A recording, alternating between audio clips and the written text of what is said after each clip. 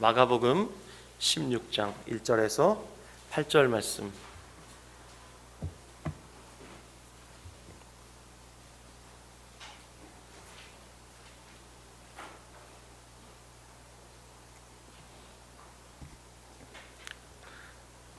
찾으셨으면 우리 같이 봉독하도록 하겠습니다. 시작. 안식일이 지나매 막달라 마리아와 야고보의 어머니 마리아와 또 살로메가 가서 예수께 바르기 위하여 향품을 사다 두었다가 안식 그 첫날 매우 일찍이 해 돋을 때에 그 무덤으로 가며 서로 말하되 누가 우리를 위하여 무덤의 문에서 돌을 굴려주려 하더니 눈을 들어본즉 벌써 돌이 굴려져 있는데 그 돌이 심히 크더라. 무덤에 들어가서 흰 옷을 입은 한 청년이 우편에 앉은 것을 보고 놀라매 청년이 이르되 놀라지 말라. 너희가 십자가에 못 박히신 나사렛 예수를 찾는구나. 그가 살아나셨고 여기 계시지 아니하니라. 보라, 그를 두었던 곳이니라. 가서 그의 제자들과 베드로에게 이르기를 예수께서 너희보다 먼저 갈릴리로 가시나니 전에 너희에게 말씀하신 대로 너희가 거기서 배우리라 하라 하는지라. 여자들이 몹시 놀라 떨며 나와 무덤에서 도망하고 무서워하여 아무에게 아무 말도 하지 못하더라. 아멘. 저는 오늘 부활주의를 맞이하여서 여자들의 침묵, 이와 같은 제목으로 하나님의 은혜 증거하도록 하겠습니다. 오늘은 부활절을 맞이하여서 사복음서 중에 마가복음에 있는 부활 이야기를 주목해 보고자 합니다. 오늘 본문 1절을 보시면 세 여인이 등장하는데 막달라 마리아, 그리고 야고보의 어머니 마리아, 그리고 살로메가 등장합니다. 그러니까 이들은 마가복음 15장 41절을 보면 예수님을 따라 갈릴리로부터 예루살렘까지 왔다는 것을 알 수 있습니다. 왜 예수님을 여기까지 따라왔을까요? 사랑했으니까요. 그리고 본문 1절에서 볼 수 있듯이 이 여인들이 무덤에 누이신 예수님의 몸에 바를 향유를 준비했습니다. 그리고 예수님의 죽은 몸이 부패하여 냄새나는 것을 방지하기 위해 안식일이 지나고 안식 후 첫날 이른 아침에 해가 돋을 때 예수님의 무덤으로 가고 있었습니다. 그런데 예수님의 무덤은 심히 큰 돌로 막혀 있었기 때문에 이 여인 셋의 힘으로는 택도 없습니다. 그래서 가면서 이 여자들이 이렇게 염려하고 있습니다. 3절 보시면 누가 우리를 위하여 무덤 문에서 돌을 굴려주리요. 하지만 여러분, 도착해서 보니까 무덤의 문이 이미 열려 있었고 돌이 굴려져 있었습니다. 누가 굴렸는가 보니까 본문에 흰옷 입은 청년이 하나 나오죠. 천사입니다. 우린 영화를 너무 많이 봐가지고 천사하면 큰 날개가 있는 것으로 생각하는데 성경에 나오는 천사들은 사람하고 똑같이 등장을 합니다. 그래서 날개가 없어요. 이 청년이 무덤 문을 열어놓고 여자들이 무덤에 들어가서 보니까 거기에 앉아 있습니다. 그리고 이 청년으로부터 예수님 부활하셨다는 소식을 듣게 됩니다. 하지만 여자들이 깜짝 놀라기만 합니다. 그리고 심히 두려워 떨기만 합니다. 그리고 무덤에서 나와서 도망치듯이 집으로 돌아갑니다. 그리고 무서워서 아무에게 어떤 말도 하지 못하고 침묵했습니다. 여러분, 이것이 마가복음의 결론입니다. 오늘 설교 제목 기억하십시오. 여자들의 침묵. 결론치고는 좀 어색하죠. 좀 이상하죠. 마가복음이 이렇게 끝나고 있습니다. 그런데 9절부터 20절까지 보면, 자, 9절이 시작할 때 거기 괄호가 나오죠. 대괄호라고 하는 문장의 부호가 나옵니다. 그리고 20절 제일 끝에 보면 또 괄호가 닫히고 있죠. 그렇죠? 제 성경이나 여러분 성경이나 똑같을 겁니다. 성경을 깊이 연구하는 학자들에 의하면 특히 사본을 공부하신 학자들에 의하면 사본이 뭐냐면 성경 원문을 베껴 쓰는, 그 베껴 쓰여진 그 문서를 사본이라고 하는데, 그걸 깊이 연구하신 학자들에 의하면 마가복음은 16장 8절까지가 끝이라고 해요. 자, 아주 권위 있는 고대 사본들이 있습니다. 시내산 사본 혹은 바티칸 사본, 이런 사본들은 마가복음 16장은 8절까지가 끝이에요. 그런데 후대에 발견된 사본을 보면 9절부터 20절까지가 있는 게 무슨 얘기냐면, 원래 처음에 발견된 권위 있는 그 사본이 맞아요. 그래서 마가복음은 16장 8절까지가 끝입니다. 자, 그러면 여러분, 마태복음과 누가복음과 요한복음을 보면 예수님 부활하시고 또 제자들도 처음에는 안 믿다가 나중에 부활하신 주님을 만나서 그들이 막 그 변화되는 그런 이야기가 있잖아요. 그렇죠? 예, 그리고 그들에게 대위임령을 말씀하시고 너희는 모든 민족에게 가서 제자 삼으라, 이런 말씀이 있는데, 마가복음은 이상하게 그렇게 끝나지가 않습니다. 그냥 16장 8절까지가 마가복음의 끝이에요. 소위 이런 결말을 열린 결말이라 그래요. 열린 결말. 작가가 작품의 마지막 부분을 명확하게 끝맺지 않고 독자들이 작품의 결말을 상상하도록 마무리하는 형식, 이걸 열린 결말이라고 해요. 소설에도 이런 결말이 있죠. 특히 영화도 이런 결말이 있어요. 우리 영화를 보다가 진짜 김새는 영화가 어떤 영화예요? 그냥 끝나버리는 영화예요. 결말이 있어야 돼요. 권선징악이면 악인이 패배를 당한다든지 심판을 받는다든지, 근데 그런 게 없이 중간에 그냥 끝나는 거예요. 그건 감독의 특별한 의도가 있는 것입니다. 그래서 열린 결말로 끝나는 영화를 본 관객들은 극장을 나서면서부터 생각을 하게 되는 거예요. 이게 어떻게 끝나면 좋을까? 마가복음을 16장 8절로 끝낸 것, 이것 역시 마가가 의도를 가지고 있다는 것을 우리가 알 수 있습니다. 자, 여러분, 여자들이 몹시 놀라 떨며 무덤을 빠져나와 도망치듯이 돌아간 후 아무에게 어떤 말도 하지 못했어요. 침묵했어요. 그러면 여자들이 왜 몹시 놀라기만 했을까요? 오늘 아침에 여러분 부활주일이라고 마음에 여기시고 아침에 일어날 때 기쁨이 있었지 않습니까? 아, 주님 부활하셨지. 맞아. 부활 생명이 내 안에 있지. 내가 가진 이 생명이 예수님의 부활 생명이지. 지금 아무도 아멘 안 해요. 예, 이게 부활 생명이지. 그렇지. 그래서 내가 하루에 7번 넘어져도 8번 일어날 수 있지.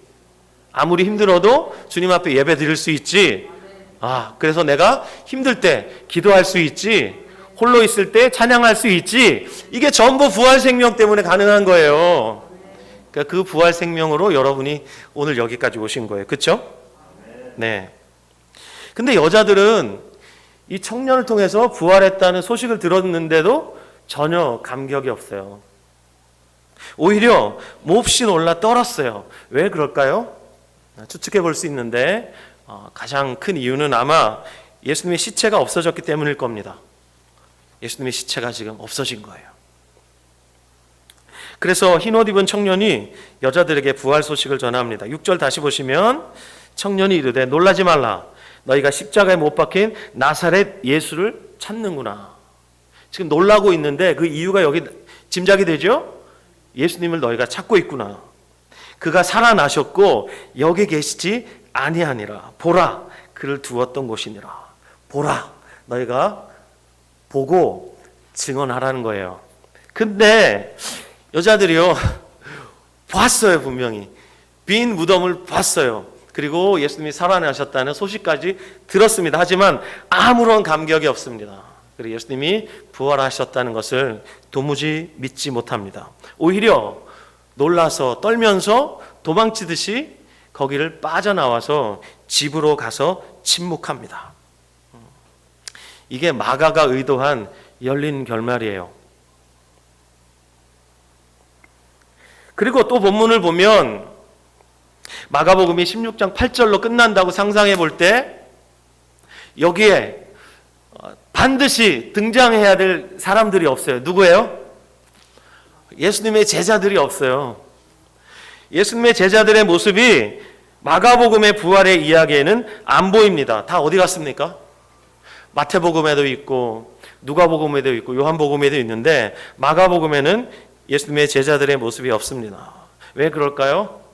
제자들도 이 여인들처럼 부활을 믿지 않았기 때문이에요. 예수님의 빈 무덤도 봤어요. 하지만 제자들은 예수님의 빈 무덤을 보고도 이 여자들처럼 집으로 돌아갑니다. 그리고 요한복음에 보면 제일 마지막에 제자 중 몇 명이 옛날에 고기 잡던 갈릴리 바다로 다시 돌아가죠. 거기서 밤새 그물질을 해요. 근데 한 마리도 잡지 못하고 예수님이 배 오른편에 그물을 던지라고 하니까 또 순종해요. 그렇게 해서 그물이 찢어질 만큼 고기를 잡죠. 그 사건을 우리가 알고 있어요. 왜 제자들이 다시 고기 잡으러 갔죠? 부활을 안 믿으니까. 이 여인들도 부활을 안 믿었고 또 예수님과 함께 죽는 것도 불사하겠다고 장담했던 베드로와 제자들, 그들은 예수님의 부활을 믿지 않았습니다. 그래서 마가복음의 기록에 의하면 마가가 전하고 있는 부활 이야기에 제자들도 없습니다. 혹시 여인들은 그럴 수 있겠다 쳐도 이 제자들이 이러면 안 되거든요. 제자들 정말 어처구니가 없습니다. 자, 오늘 우리가 주목하고 있는 마가복음에 그러면 이 어처구니가 없는 제자들의 모습을 우리가 보기 위해서 예수님께서 이 제자들에게 죽으시고 부활하실 것을 분명하게 말씀하셨던 세 군데의 본문을 우리가 찾아서 단지 읽어보는 수준으로 확인하겠습니다. 먼저 마가복음 8장 29절부터 32절을 보시기 바랍니다. 마가복음 8장 29절부터 32절.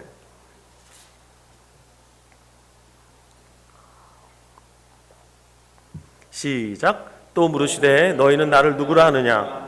베드로가 대답하여 이르되 주는 그리스도시니이다 하매 이에 자기의 일을 아무에게도 말하지 말라 경고하시고 인자가 많은 고난을 받고 장로들과 대제사장들과 서기관들에게 버림받아 죽임을 당하고 사흘 만에 살아나야 할 것을 비로소 그들에게 가르치시되 드러내놓고 이 말씀을 하시니 베드로가 예수를 붙들고 항변하매. 자, 여기 첫 번째로 죽으시고 부활하실 것을 분명하게 말씀하세요.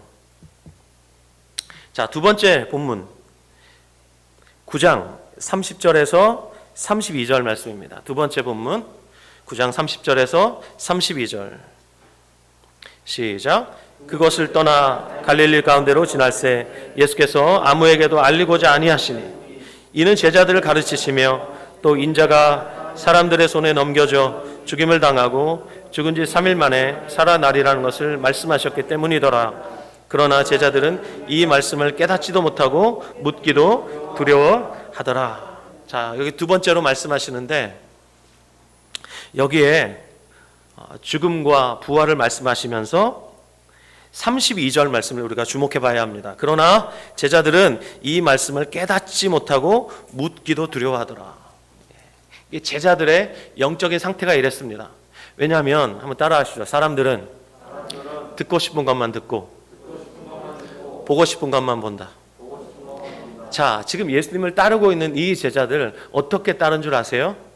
베드로, 안드레 형제입니다. 그리고 야고보, 요한 또 형제예요. 이들은 갈릴리에서 고기 잡던 사람들입니다. 근데 예수님을 따를 때 자기들의 생업을 위해서 가지고 있었던 그 고깃배를 버려요. 그리고 자신들의 직업을 버려요. 그리고 가버나움 세관에 앉아 있었던 세리 마태 말입니다. 12제자 중에 한 사람. 마태는 예수님의 딱 두 마디에 인생 다 정리합니다. 나를 따르라. 그랬더니 세관에서 돈 세고 있던 그 일을 멈추고 그때부터 뒤도 돌아보지 않고 순교할 때까지 예수님 따릅니다. 근데 순교하기까지 따를 수 있었던 그 믿음은 이때는 없었어요.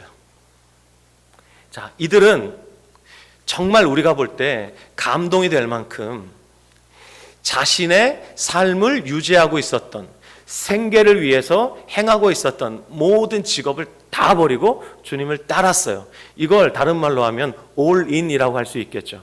여러분, 요즘 시대에 이렇게 주님을 따르는 사람 그렇게 흔치 않습니다. 근데 우리가 감동할 만큼 이 제자들이 예수님께 모든 걸 다 걸었어요. 근데 이들의 마음속에 숨은 동기가 뭐였죠? 예수님을 이용해서 이스라엘 민족을 독립시키는 거예요. 로마 제국으로부터 독립하면 이 제자들은 마음속에 큰 야망을 품고 있었어요. 장관 한 자리씩 하고 싶은 거예요. 그리고 야고보와 요한이라고 요 형제가 예수님께 청탁을 하는데, 주여, 주님께서 권력을 잡으시면 저는 오른팔 시켜주시고 내 동생은 왼팔 시켜주세요. 좌청룡 우백급 시켜주세요. 이렇게 청탁할 때 예수님의 제자들이 전부 분노했습니다. 왜 분노해요? 선수를 뺏겼잖아요. 그래서 분노한 거예요. 자, 이들이 지금 예수님을 따르고 있는데 예수님의 목적과 이들의 목적이 달라요. 그래서 예수님께 모든 걸 다 걸었는데 예수님 죽어버린다고 하니까 그런 일이 일어나면 돼요, 안 돼요? 안 되잖아요. 그렇기 때문에 이 얘기가 안 들리는 거예요. 그래서 듣고 싶은 것만 듣고 보고 싶은 것만 보기 원하는 이 제자들의 마음 상태가 지금 삐뚤어져 있어요. 그러니까 예수님이 이렇게 힘주어 말씀하시는데도 이 죽음과 십자가 죽음과 부활에 대한 이 메시지가 전혀 들리지 않고 이들은 깨닫지 못하고 있는 겁니다. 이것이 두 번째 이야기입니다. 자, 세 번째 이야기는 10장이 나옵니다. 10장 말씀 보겠습니다. 10장 32절부터 34절입니다. 10장 32절부터 34절 시작. 예루살렘으로 올라가는 길에 예수께서 그들 앞에 서서 가시는데 그들이 놀라고 따르는 자들은 두려워하더라. 이에 다시 12제자를 내리시고 자기가 당할 일을 말씀하여 이르시되, 보라, 우리가 예루살렘에 올라가노니 인자가 대제사장들과 서기관들에게 넘겨지매 그들이 죽이기로 결의하고 이방인들에게 넘겨주겠고 그들은 능욕하며 침뱉으며 채찍질하고 죽일 것이나 그는 3일 만에 살아나리라 하시니라. 네, 이렇게 세 번째로 말씀하셨어요. 그럼에도 불구하고 제자들은 예수님의 십자가 죽음 그리고 부활을 전혀 이해하지 못했습니다. 그리고 듣고 싶어 하지도 않았습니다. 왜냐? 이런 일이 벌어지면 큰일 날 줄 알았어요. 조금도 믿지 못했습니다.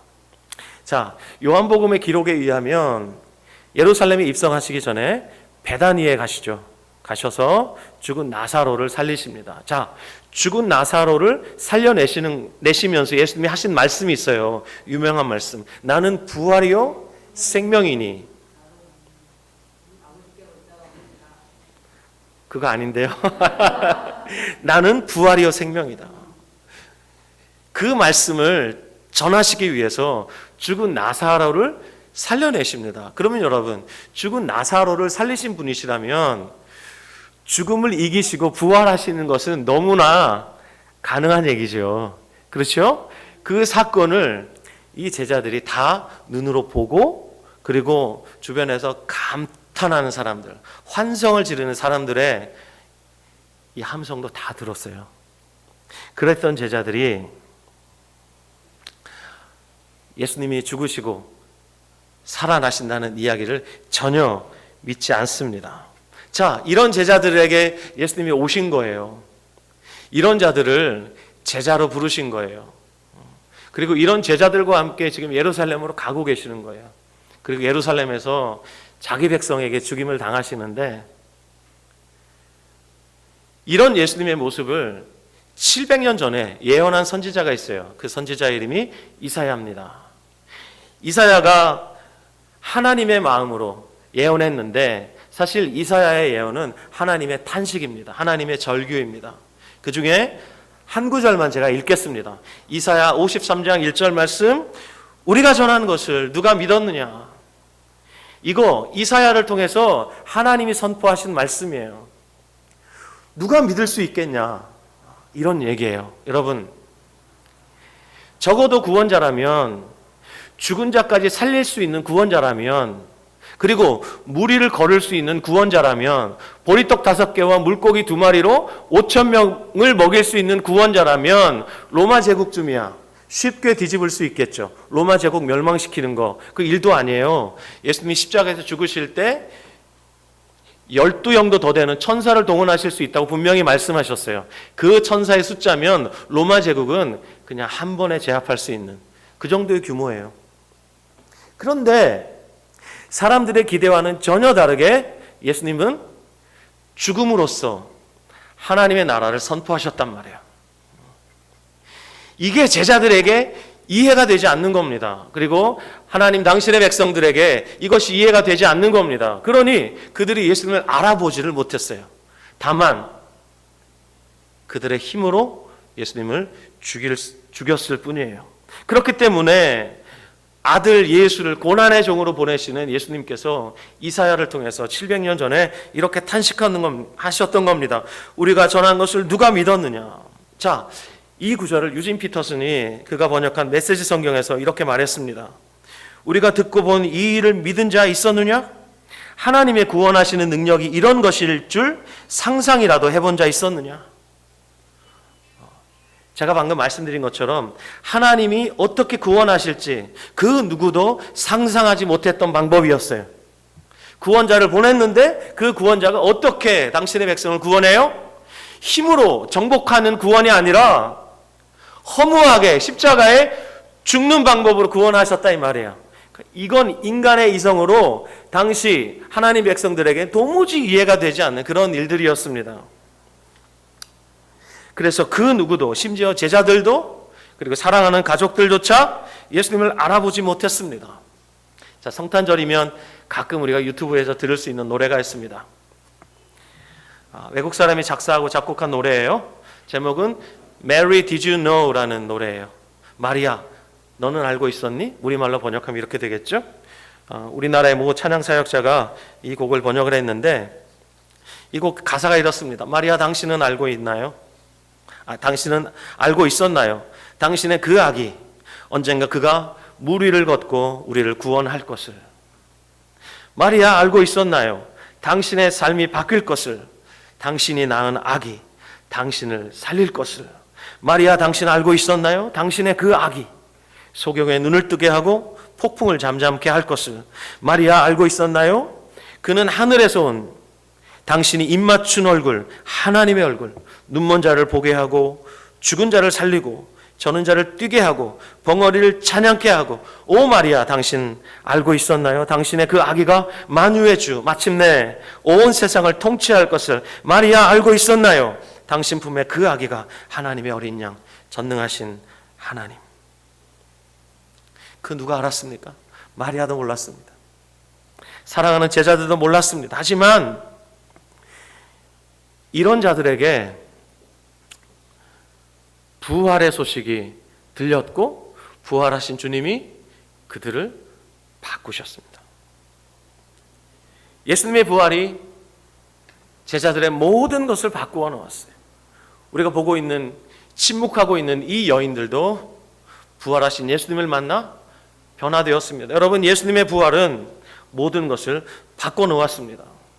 자, 사도행전 시작 부분을 보면 부활하신 예수님께서 40일 동안 제자들과 함께 계시면서 그들에게 하나님 나라의 복음을 전하고 계시는 모습을 볼 수가 있는데, 사도행전 1장 3절입니다. 그가 고난받으신 후에 또한 그들에게 확실한 많은 증거로 친히 살아계심을 나타내시사 40일 동안 그들에게 보이시며 하나님 나라의 일을 말씀하시니라. 부활하신 주님께서 제자들에게 40일 동안이나 하나님 나라의 일을 말씀하셨는데 그때도 제자들은 알아듣지 못했어요. 그러니까 예수님이 승천하실 때 뭐라 그래요? 하나님의 나라를 회복하심이 이때니까. 묻죠. 지금이라도 늦지 않았으니까 하나님의 나라를 회복하십시오. 로마 제국을 지금이라도 뒤집어 엎으십시오. 우리 민족을 독립시켜 주십시오. 그런 자들에게 40일 동안 가르치셨어요. 왜 주님이 이렇게 가르치셨을까요? 이제 얼마 있지 않으면 오순절이 올 텐데 그때 성령이 임하시면 성령이 모든 진리 가운데로 제자들을 인도하실 것이기 때문에, 예수님이 하셨던 모든 말씀들을 기억나게 하실 것이기 때문에 예수님께서 마음 놓고 제자들에게 말씀하셨던 거예요. 그리고 제자들이 보는 앞에서 하늘로 올라가셨습니다. 그리고 약속하신 대로 열흘 후에 오순절이 되자 예수님의 영이신 성령을 보내셨고, 그날 이후부터 예수님께서 영으로 제자들 가운데 그들 안에 거하셨습니다. 그리고 그들이 변하여 교회의 지도자가 되었고 교회의 초석이 되었습니다. 사랑하는 여러분, 성경을 깊이 연구하신 학자들의 결론에 따르면 이 마가복음이 기록된 시기가 언제냐면 AD 60년대 초반 혹은 중반입니다. AD 70년에 로마가 예루살렘을 완전히 초토화시키죠. 예루살렘 성전이 돌 위에 돌 하나도 남기지 않고 다 무너지는데, 그 전 약 5년에서 10년 전에 이 마가복음이 기록됐다고 학자들이 결론을 내렸어요. 그렇다면 AD 60년대 초반이나 중반이면 예수님이 죽으시고 부활하시고 승천한 지 약 30년이 갓 지났을 때예요. 잘 아시다시피 여러분, 예수님을 3번이나 부인했던 베드로, 그가 언제 죽었냐면 AD 68년경에 로마의 황제 네로가 박해할 때 그때 순교했어요. 베드로 십자가에 거꾸로 달려 죽었죠. 베드로뿐만이 아니라 당시 예수님의 12제자들이 다 순교했어요. 요한을 빼고는 다 순교했는데, 이 마가복음이 기록될 즈음에 이 예수님의 12제자들이 초대교회 안에서 주님을 따르고 있었던 수많은 그리스도인들의 눈앞에 존재하고 있었단 말입니다. 예수님이 그들을 바꾸셨는데, 예수님의 부활이 그들의 모든 것을 바꿨는데, 예수님의 부활이 그들의 모든 것을 바꿨다는 것을 당시 초대교회, 교회 안에 있었던 모든 그리스도인들이 다 알고 있었습니다. 베드로를 비롯한 제자들, 그들은 부활의 증인이었습니다. 자, 마가복음을 그들이 읽었겠죠? 초대교회 성도들이, 그렇죠? 예. 근데 여기 보면 겁쟁이 베드로가 예수님을 부인했던 사건들, 여기 여과 없이 다 기록되어 있습니다. 베드로가 절대 미화되지 않았습니다. 있는 사실 그대로 여기 다 기록되어 있었습니다. 그러면 그랬던 베드로가 어떻게 이렇게 변했지? 그때 베드로가 뭐라고 말해줬겠습니까? 내가 부활하신 주님을 만난 이후로 제 인생이 완전히 뒤집어졌습니다. 이렇게 말한 거예요. 부활이 제자들을 완전히 바꾸어 놓았습니다. 자, 그러면 변화된 제자들이 어떻게, 어느 정도까지 변화되었는가를 볼 수 있는 아주 중요한 성경이 있죠. 사도행전을 보면 이 제자들이 어디까지 변했는지를 볼 수 있어요.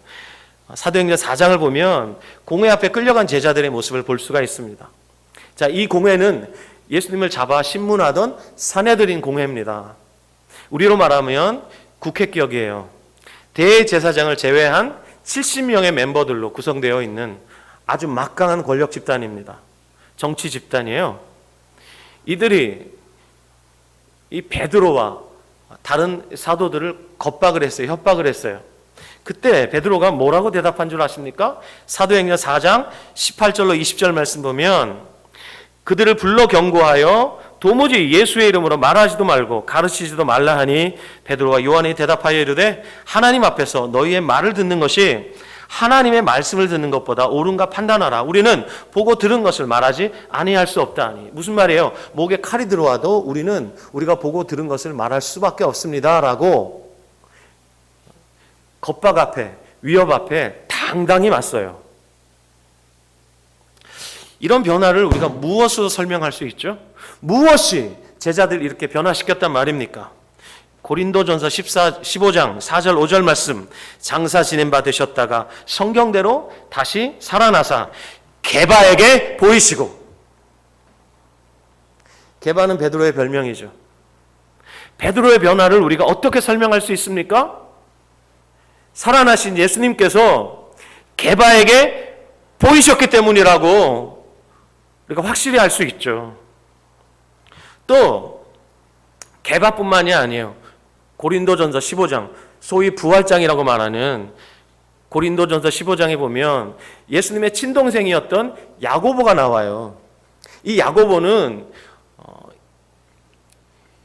예수님의 공생애를 사실 그 당시에 예수님이 미쳤다는 소문을 듣고 형을 잡으러 다녔던 사람이에요.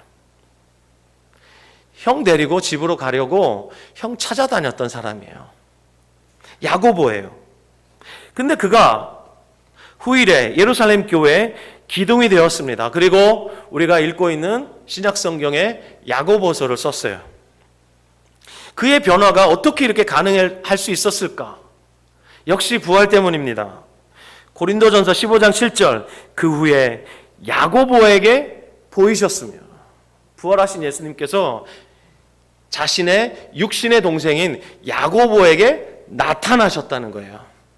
그래서 부활하신 예수님을 보고 야고보가 변했어요. 그가 야고보서 2장 1절에 예수님을 뭐라고 표현하는 줄 아십니까? 영광의 주, 곧 우리 주 예수 그리스도에 대한 믿음을 너희가 가졌으니. 육신으로 말하면 자기의 친형이지만 더 이상 육신의 형이 아니라 예수 그리스도는 야고보에게 영광의 주님이었고 우리 교회의 주님이었다, 이렇게 고백되고 있습니다. 또 바울은 어떻습니까, 여러분? 바울은 예수 믿는 자들을 핍박하고 교회를 잔해하던 그런 아주 악질이었습니다. 그때 그는 일말의 양심의 가책을 느끼지 않았습니다. 아주 당당하고 떳떳하게 오히려 자기가 잘하고 있다고 생각했습니다. 그런데 그가 부활하신 예수 그리스도를 만나죠. 혈기가 등등하게 다메섹으로 가던 길에서 부활하신 예수님을 만나요. 빛 가운데 부활하신 예수님을 만나게 됩니다. 주변의 모든 사람들은 경험하지 못했던 부활하신 예수 그리스도를 직접 만나는 경험을 다메섹으로 가는 길에서 하게 되거든요. 그 이전까지 바울이 철석같이 믿고 있었던 게 뭐냐면 신명기 율법, 신명기 21장 23절에 의하면 나무에 달린 자마다 하나님께 저주받았다. 예수님은 나무에 달려 죽으셨지 않습니까? 나무에 달려 죽은 자는 절대로 메시아가 될 수 없는 거예요. 그냥 청년 나사렛 예수는 십자가에 못 박혀 죽은 하나님께 저주받은 이단의 괴수였을 뿐이에요. 그랬는데 부활하신 주님을 만나, 그 주님을 직접 만남으로 인해서 나중에는 자기가 핍박했던 예수를 위해서 이 바울이 목숨을 버려요. 무엇으로 바울의 변화를 설명할 수 있을까요? 고린도전서 15장 8절, 맨 나중에 만삭되지 못하여 난 자 같은 내게도 보이셨느니라. 부활하신 주님께서 게바에게 보이셔서 게바를 바꾸시고, 야고보에게 보이셔서 야고보를 뒤집어 놓으시고, 그리고 핍박자였던 바울에게 보이셔서 바울을 뒤집어 놓았어요. 여러분, 부활이 모든 것을 바꿨습니다. 제자들을 바꿨고, 오늘 본문에서 믿지 못하여 침묵할 수밖에 없었던 이 여자들을 바꿔놓았습니다. 그리고 이들을 증인으로 만드시고 이들의 증언을 통해서 이들의 복음을 들었던 유대인들을 바꾸셨습니다. 그 이야기를 우리 간단하게 한 장면만 보겠습니다. 사도행전 2장 36절에서 41절 말씀입니다. 사도행전 2장 36절에서 41절 말씀. 같이 읽읍시다. 사도행전 2장 36절에서 41절 시작. 그런즉 이스라엘 온 집은 확실히 알지니 너희가 십자가에 못 박은 이 예수를 하나님이 주와 그리스도가 되게 하셨느니라. 그들이 이 말을 듣고 마음에 찔려 베드로와 다른 사도들에게 물어 이르되 형제들아 우리가 어찌할꼬 하거늘 베드로가 이르되 너희가 회개하여 각각 예수 그리스도의 이름으로 세례를 받고 죄 사함을 받으라. 그리하면 성령의 선물을 받으리니 이 약속은 너희와 너희 자녀와 모든 먼데 사람 곧 주 우리 하나님이 얼마든지 부르시는 자들에게 하신 것이라 하고 또 여러 말로 확증하며 권하여 이르되 너희가 이 패역한 세대에서 구원을 받으라 하니 그 말을 받은 사람들은 세례를 받음에 이날의 신도의 수가 3,000이나 더하더라. 여기 너희가 회개하여 각각 예수 그리스도의 이름으로 세례를 받고 죄사함을 받으라. 그리하면 성령의 선물을 받으리니. 여기 회개하라고 외쳤는데 누구 앞에서 회개하라는 것입니까? 누구의 이름으로? 예수 그리스도의 이름으로. 누구 앞에서요? 부활하신 예수 그리스도 앞에서 회개하라고 요청한 것입니다. 부활하신 주님의 이름으로 살아계신 하나님 앞에서 회개하라고 베드로가 외쳤던 것입니다. 자, 부활하신 주님, 그 주님을 빌립보서에서 사도 바울은 이렇게 선포했습니다. 빌립보서 2장 8절로 12절 말씀. 사람의 모양으로 나타나사 자기를 낮추시고 죽기까지 복종하셨으니 곧 십자가에 죽으심이라. 이러므로 하나님이 그를 지극히 높여 모든 이름 위에 뛰어난 이름을 주사 하늘에 있는 자들과 땅에 있는 자들과 땅 아래에 있는 모든 자들로 모든 무릎을 예수의 이름에 꿇게 하시고 모든 입으로 예수 그리스도를 주라 시인하여 하나님 아버지께 영광을 돌리게 하셨느니라. 그러므로 나의 사랑하는 자들아 너희가 나 있을 때뿐 아니라 더욱 지금 나 없을 때에도 항상 복종하여 두렵고 떨림으로 너희 구원을 이루라. 저와 여러분, 교회인 우리가 회개했습니다. 누구 앞에서 회개한 것입니까? 십자가에서 우리를 위해 죽으신 주님 앞에서 회개한 것입니다. 맞습니다. 하지만 거기에 머물면 안 되고 우리가 회개할 때 누구의 이름으로 누구 앞에서 회개했는가? 부활하신 주 예수 그리스도 앞에서 회개한 것입니다.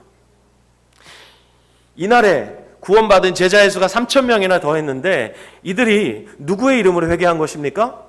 부활하신 예수 그리스도의 이름으로. 누구 앞에서? 살아계신 하나님 앞에서 회개한 것입니다. 여러분, 그러므로 십자가의 그리스도와 부활의 그리스도를 깊이 알면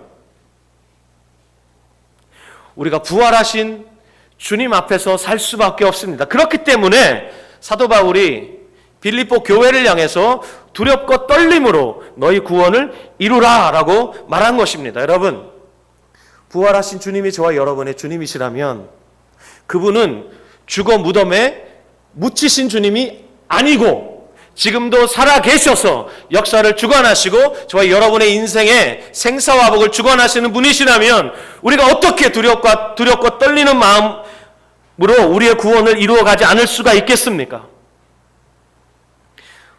부활하여 승천하신 예수님이 천사장 가브리엘과 나눈 대화라고 전해지는 이야기가 있습니다. 십자가에서 죽으시고 부활하신 예수님께서 하나님 보좌 우편에 앉으시는데 왕으로 등극하시는데요. 그때 예수님이 이렇게 말씀하셨다고 그래요. 이제 곧 모든 민족에게 복음이 증거되어 선교가 완성될 것이다. 그러자 가브리엘이 묻습니다. 그 일을 이루기 위한 계획은 구체적으로 무엇입니까? 주님이 대답하십니다. 나는 그 위대한 과업을 12사람에게 맡겼다. 나의 계획은 12사람이다. 그랬더니 가브리엘이 깜짝 놀랍니다. 만약에 그들이 실패하면 어떻게 되죠? 자, 예수님이 부활하시고 승천하신 후에 열흘 후에 오순절이 오죠. 그때 성령이 임하죠. 예수님이 지금 제자들을 떠나 하늘로 올라가셔서 하나님 보좌 우편에 앉으셨어요. 열흘이라는 기간이 있어요. 올라가시면서 뭐라고 말씀하셨냐면 예루살렘을 떠나지 말고 내가 너희에게 분부한 대로 아버지께서 보내실 성령을 기다려라. 그랬는데 기다리지 못하고 제자들이 자기들도 예수님처럼 잡혀 죽으면 어떡하나. 그리고 예루살렘을 떠나서 뿔뿔이 흩어졌으면 어떻게 되는 거예요? 큰일 나는 거죠. 그렇죠? 근데 예수님이 나의 계획은 12사람이다 이러니까 가브리엘이 깜짝 놀라서 그들이 실패하면 어떻게 되죠? 그때 주님이 뭐라고 대답하셨을까요? 이렇게 대답하셨대요. 다른 계획은 없다. 와. 그러면 여러분, 예수님의 이 대답에서 저는 분명히 확신하게 되는 것이 있어요. 부활하신 예수님을 만난 사람은 절대로 부활하신 주님을 떠날 수 없다.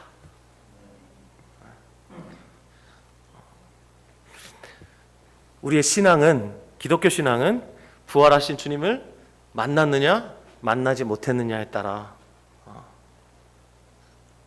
달라진다고 저는 생각합니다.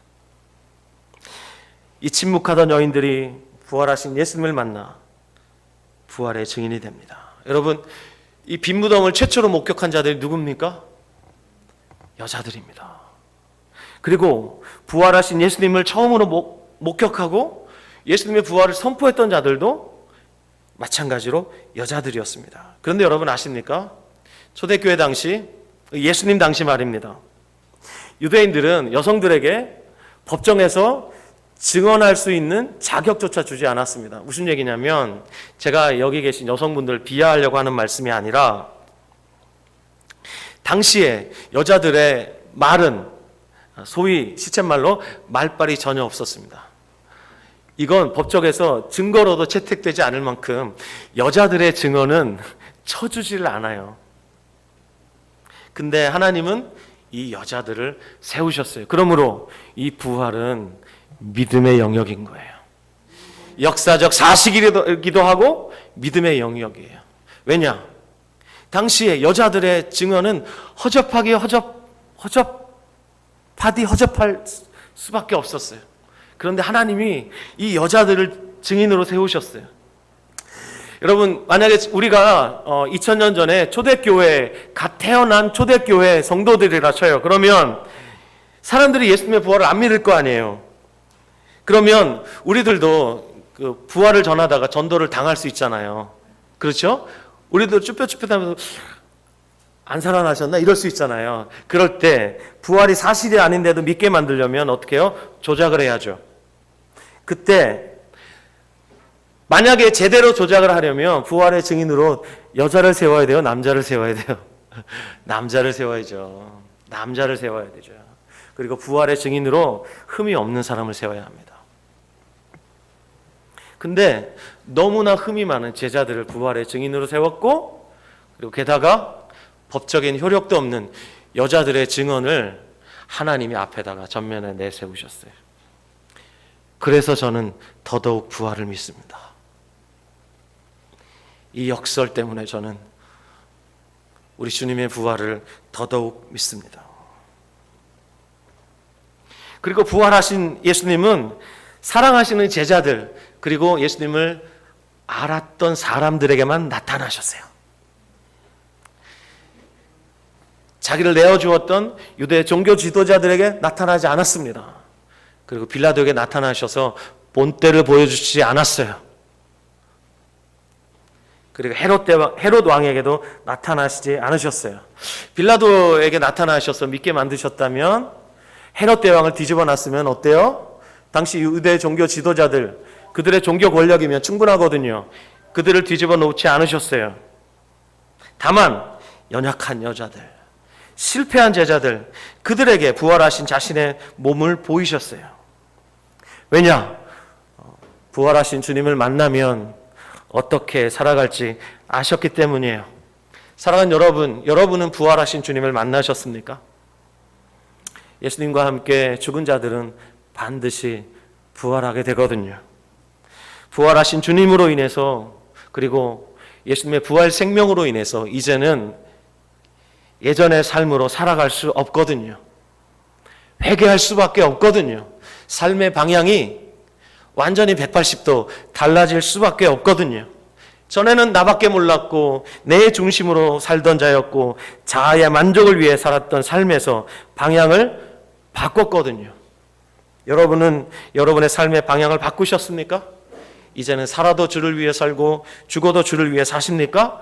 그렇다면 우리가 아무리 연약하고 허접해도 우리가 부활의 증인인 것입니다. 사랑하는 여러분, 부활이 모든 것을 바꾸었습니다. 부활하신 주님은 이제 하나님 보좌 우편에 앉으셔서 역사를 주관하시고 그리고 우리의 생사화복을 주관하시면서 장차 심판하시기 위해서 다시 오실 겁니다. 이 부활하신 예수님은 우리의 소원 따위를 들어주시기 위해 존재하는 램프의 진이 같은 존재가 아니라 우리가 경배하고 순종하고 그리고 우리의 생명을 다해 섬겨야 할 우리의 생명의 주님이십니다. 기도하시겠습니다.